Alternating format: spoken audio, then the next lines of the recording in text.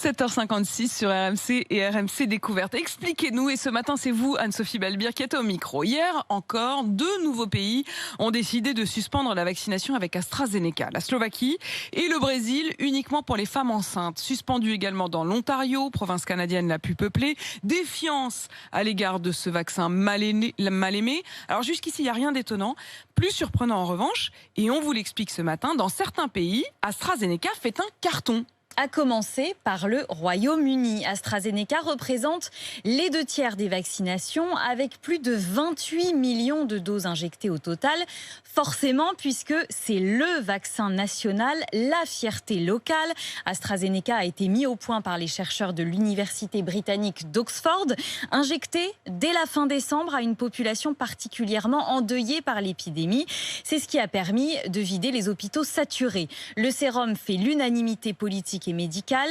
Les rares cas de thrombose ne trouvent pas d'écho dans la presse nationale et les rares proches de personnes décédées de thrombose qui ont pris la parole dans les médias ont même continué à recommander ce vaccin. Alors plus surprenant, en Allemagne aussi, AstraZeneca est plébiscité. C'est même un véritable retour en grâce. Souvenez-vous, les Allemands avaient été parmi les premiers à suspendre le vaccin quelques jours à la mi-mars avant de l'injecter uniquement aux plus de 60 ans.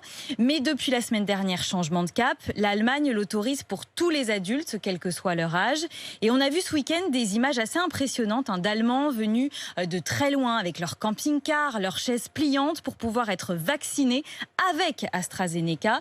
Dans un centre à Fribourg, par exemple, à Berlin, il y a même une pénurie de doses. 2 explications. D'abord, le revirement du gouvernement qui mise désormais sur AstraZeneca pour accélérer le rythme de la vaccination et atteindre au plus vite l'immunité collective.